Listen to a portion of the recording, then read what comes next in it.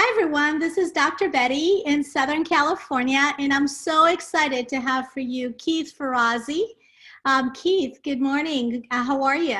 Dr. Betty, it's great to be on the show, or hanging out with you at least. I know.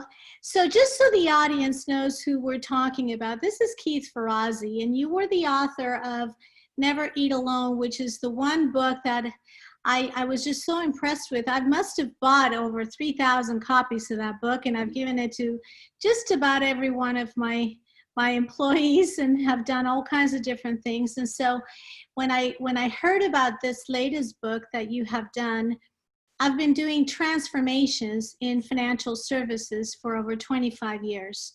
And my studies, everything I've ever done has to do with transforming organizations.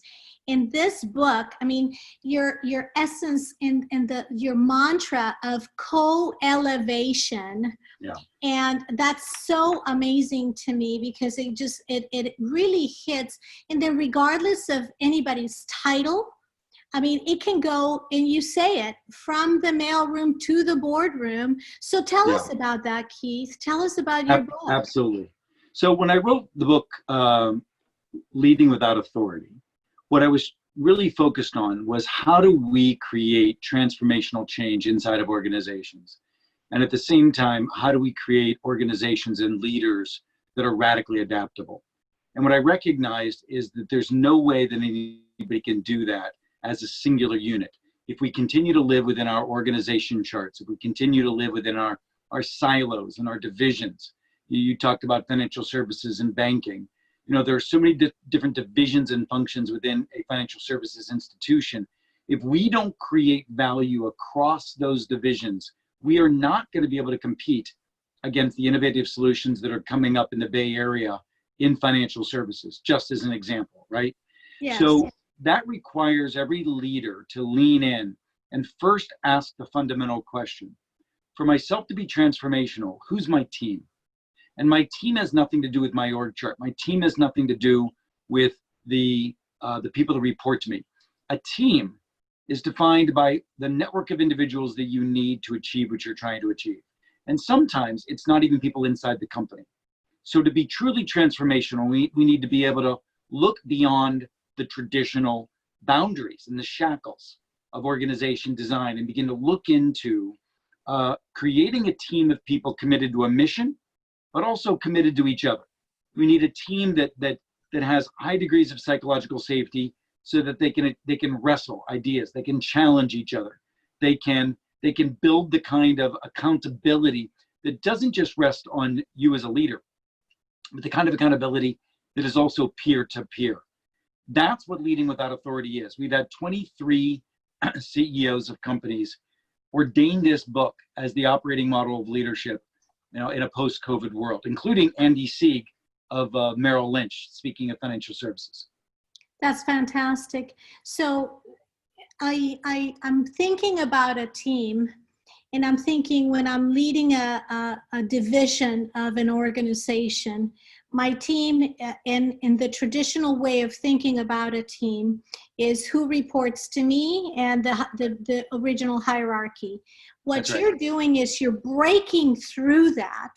Right. And what you're doing is you're creating a real team, not an organizational team, but a real team of people, and bringing in the person who opens up the mail, the person who does the background checks. Well, look, I mean, it's whoever it needs to be to achieve the strategy. Yes. So depending upon your strategy, right? It's whoever it needs to be to achieve the strategy. And that's the first exercise.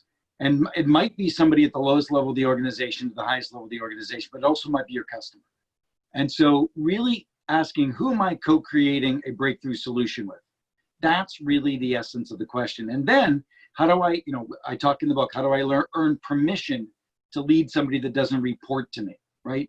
How do I do this with people who might be difficult, that are obstinate? That's in the book. How do I manage these relationships when the rest of the organization isn't aware that this is how we're leading today? Listen, I'm so excited. Maybe we can actually spend some time just focused on financial services and do a real deep dive, because I've got a lot of thinking. There's a number of examples in the book just on financial services. We can focus there. Absolutely. But I really appreciate you exposing this book. As you know, today's our launch day. I mean, literally, it's been back to back. It's been extraordinary. The reviews have been amazing. If you go on Amazon, amazing 5-star reviews already from extraordinary people like the CEO of Target, you know, Brian Cornell, in the book, and just doing extraordinary work here. I'm very excited.